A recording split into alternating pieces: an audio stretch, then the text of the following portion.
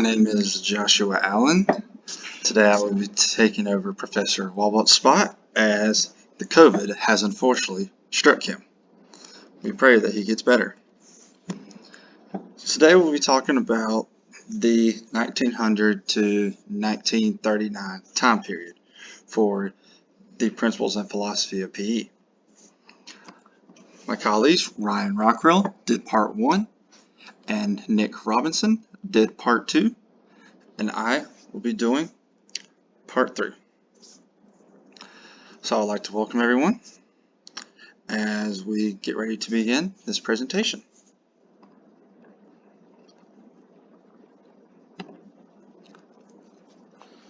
So for my particular part, it all started with play, then physical education in 1900 to 1915. So, leading physical educators said that play had several distinct advantages over gymnastics. There's a guy named Henry Cutters that stated that a team game was one in which individual players substituted team goals for individual goals and blended their individual identities into a new unity.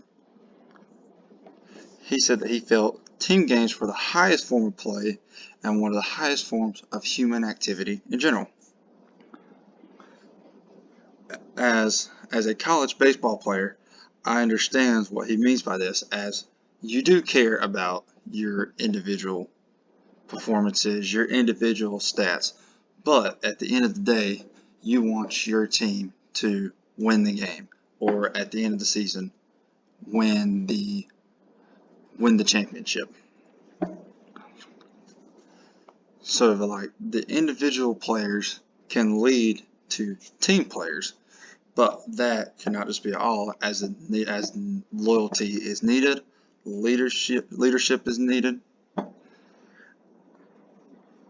because you need that to fill those roles.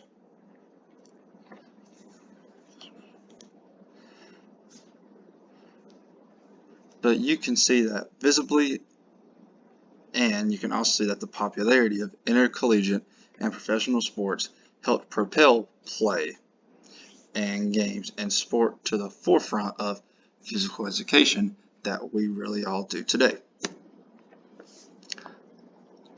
Luther Gulick, I believe that is pronounced, believed that sport activities played a critical role in the development of boys. It was developed by human survival through the skills of running, throwing, striking as almost self-defense.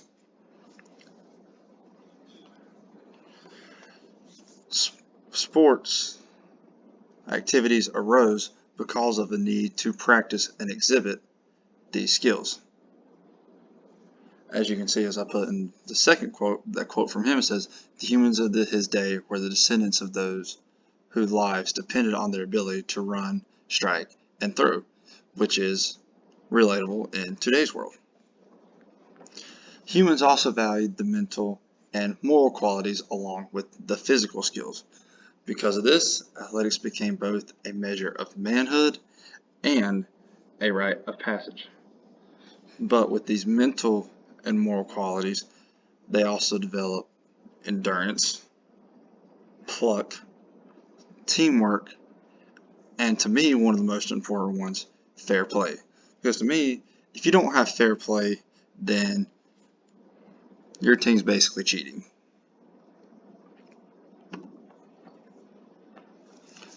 So it continues with the arguments of manliness. So most believe that athletics, especially team games, measured manliness.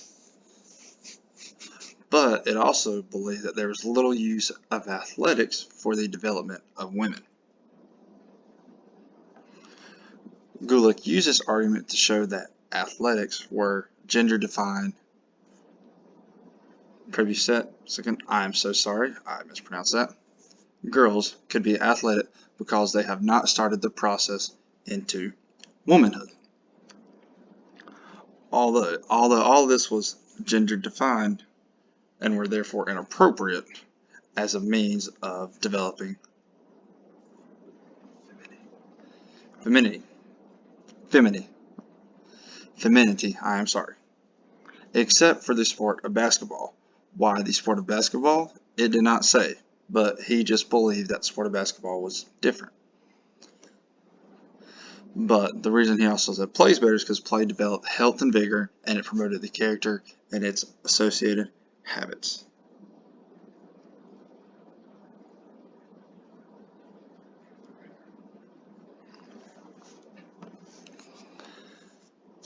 So, the paradigmatic basis of the new physical education, which came from 1960 to 1930.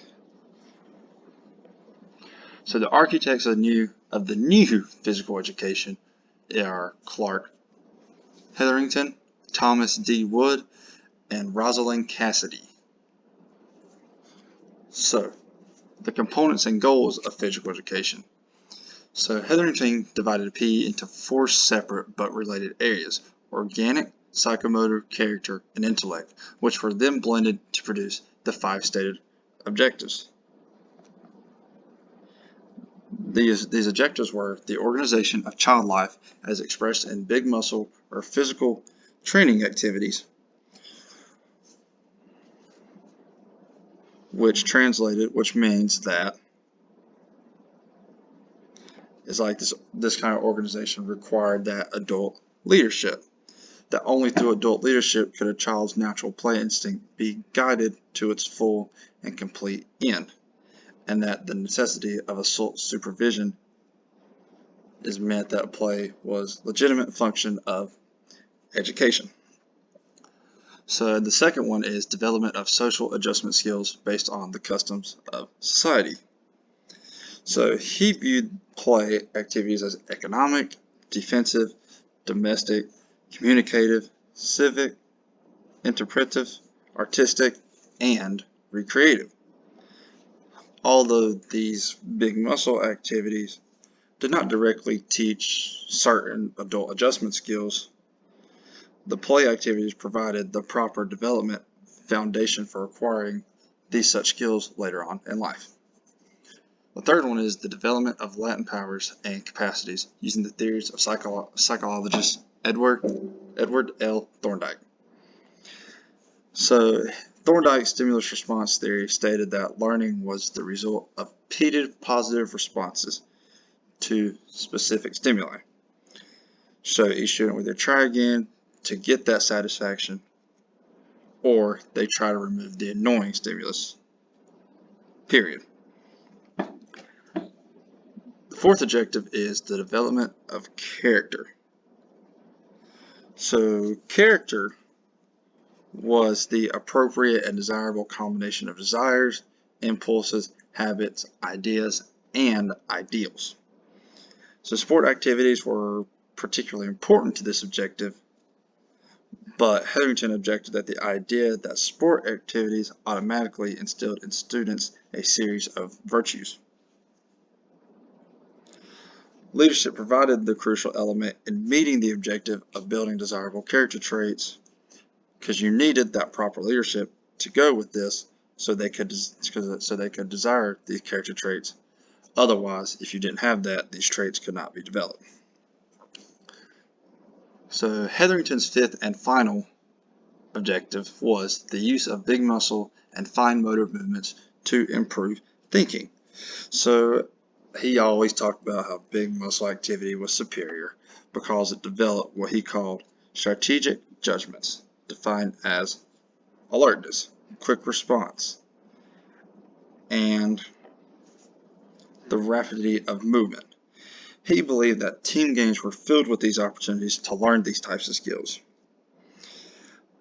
But the abilities had to be required by these athletes clearly, because they had to have the utility in the urban life of the urban 20th century.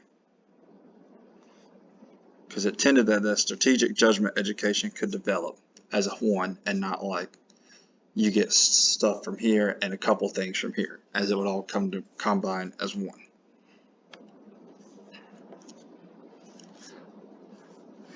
So the last thing is just like the promotion of physical education in general. So Hetherington championed educational and sociology-oriented objectives of physical education over the health objectives. He used to justify physical education in the 19th century by arguing that physical education required special faculties and leadership, that physical education was the only vehicle to condition self-directed health habits, and that exercise was necessary for adult health maintenance. As I said, children needed 4 to 5 hours of physical activity daily. Adolescents needed 2 to 3 hours daily, and adults needed only 20 minutes. Because of the differences between these groups, that is why. But the difference is due to the differences between requirements of big muscle activity. Children and adolescents needed big muscle activity for physical development, while adults needed for health maintenance. I actually find that intriguing that everyone does not need the same type of physical activity, because you think they would.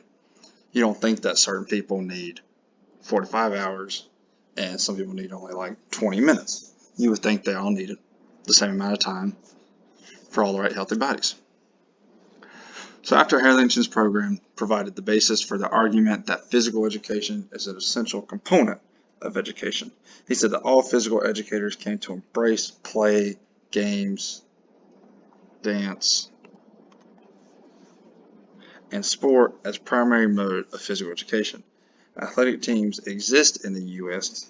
at a level not seen anywhere else in the world, which is something I find weird because there are other